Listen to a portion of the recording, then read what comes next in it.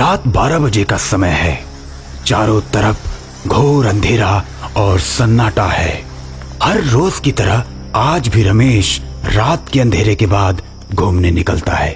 तभी एक तेज रफ्तार ट्रैक्टर रमेश को बाल बाल बचाते हुए उसके बगल से गुजरता है। हे भगवान, अब तक तो मैं मर ही गया होता। रमेश अभी परेशान सा सोच ही रहा होता है कि तभी पुलिस की गाड़ी ट्रैक्टर का पीछा करते हुए पीछे से आती है। क्यों भाई, ठीक हो? कहीं चोट तो नहीं लगी? हाँ जी सलाम साहब। नहीं, ज्यादा कुछ चोट तो नहीं लगी, पर किस्मत ठीक थी जो मैं बच गया, वरना आज तो मैं कुछ चल ही गया था। किस्मत तुम्हारी अच्छी है जो बच गए, वरना इस ट्रैक्टर के सामने जो आता है वो मरता ही है। अब तक 100 से ज्यादा लोगों को मार चुका है ये ट्रैक्टर। पूरे 6 महीने से इसके पीछे लगा हूँ। न इसके ड्राइवर का पता चलता है न इसके मालिक का। हे भगवान, तुमने तो बचा लिया मुझे। ओ भाई, चलो भागो यहाँ से। भगवान का ध्यान यहाँ से घर जाकर करना। मरना है क्या? चलो भागो यहाँ से, यह ट्रैक्टर कभी भी वापस आ सकता है। चलो भागो यहाँ से। इतना कहकर पुलिस की गाड़ी तेजी से आगे बढ़ जाती है और रमेश दौड़ते हुए अपने घर आ जाता है। वो सोने की बहुत कोशिश करता है, लेकिन उसको नींद नहीं आती। उसकी आंखों के सामने ट्रैक्टर का दृश्य बार बार नजर आता है। आखिरकार रमेश उठकर बैठ जाता है। अरे, ट्रैक्टर तो एकदम मेरे पीछे आ रहा था, फिर उसने मुझे कुचला क्यों नहीं? पुलिस वाला तो कह रहा था कि ये 100 से ज्यादा लोगों को कुचल चुका है, फिर उसने मुझे क्यों छोड़ दिया? कुछ तो राज है। सुबह जब रमेश अपने ऑफिस जा रहा होता है तो रास्ते में भीड़ देखकर रुक जाता है।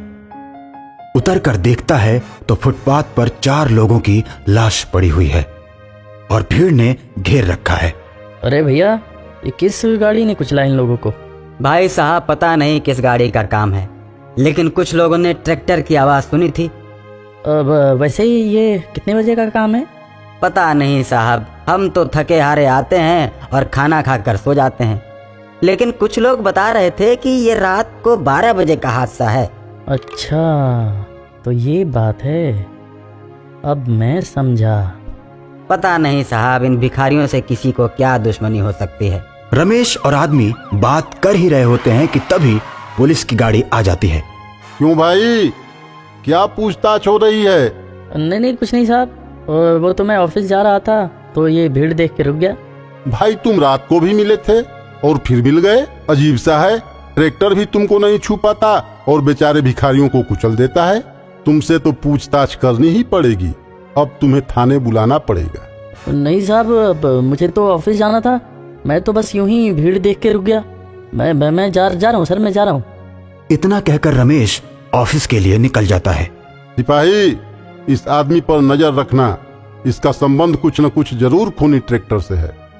उधर रमेश ऑफिस जाते समय और शाम को आते समय पुलिस वाले और ट्रैक्टर की ही बात सोचता रहता है। फिर से रात को सोने की कोशिश करता है, लेकिन नींद नहीं आती और सोचता रहता है। तभी अचानक उसे अपने दोस्त के साथ हुई घटना के बारे में याद आता है। उसे समझ आ जाता है कि मेरा दोस्त अपने ऊपर हुए अत्याचार का बदला ले रहा है और रात को 12 बजते ही रमेश उसी सड़क पर जाता है जिस पर वो ट्रैक्टर मिला था। रमेश बीच सड़क में खड़ा हो जाता है और तभी खूनी ट्रैक्टर तेज रफ्तार से आता हुआ दिखाई देता है। थोड़ा पास आने के बाद वो हॉर्न बजाना शुरू कर देता है, लेकिन रमेश नहीं हटता और आखिरकार खूनी ट्रैक्टर को रुकना ही पड़ता है। ट्रैक्टर के रुकते ही उसका दोस्त कमलेश उतरता है, लाल लाल आंखें और नीला चेहरा। रमेश, तुम मेरे रास्ते से हट जाओ, मुझे अपना बदला पूरा करने दो। नहीं कमलेश, तुम गलत कर रहे हो। तुम बेगुनाह लोगों को नहीं मार सकते। नहीं रमेश, मैं सबको मारूंगा। जब मैं बैंक से पैसा लेकर लौट रहा था, लुटेरों ने मेरा पैसा लूटा और मुझे ट्रैक्टर से कुचलकर मार डाला। उस समय मुझे कोई बचाने नहीं आया, इसलिए मैं सबको मार दूंगा, किसी को नहीं छोड़ूंगा। रमेश दूर जाकर गिरता है और कमलेश ट्रैक्टर लेकर चला जाता है। भाई, मैं तुम्हें ही कातिल समझ रहा था, लेकिन तुम तो बेगुनाह हो। मैंने सब सुन लिया है। मैं एक तांत्रिक को जानता हूँ, वही इस भूत को शांत कर सकता है। अब रमेश और इंस्पेक्टर उस तांत्रिक के पास जाते हैं। सारी बात सुनने के बाद तांत्रिक बोलता है, ठीक है, मुझे उस जगह ले चलो जहाँ से वो खूनी ट्रैक्टर गुजरता है। रात को 12 बजे रमेश, इंस्पेक्टर और तांत्रिक उसी रोड पर आ जाते हैं और थोड़ी ही देर के बाद खूनी ट्रैक्टर तांत्रिक की तरफ आता है। तांत्रिक उसे अपनी शक्तियों से रोक देता है। ट्रैक्टर के रुकते ही कमलेश उतरता है और तांत्रिक पर हमला कर देता है। मेरे रास्ते से हट जा तांत्रिक, नहीं तो तुझे भी कुचल दूंगा।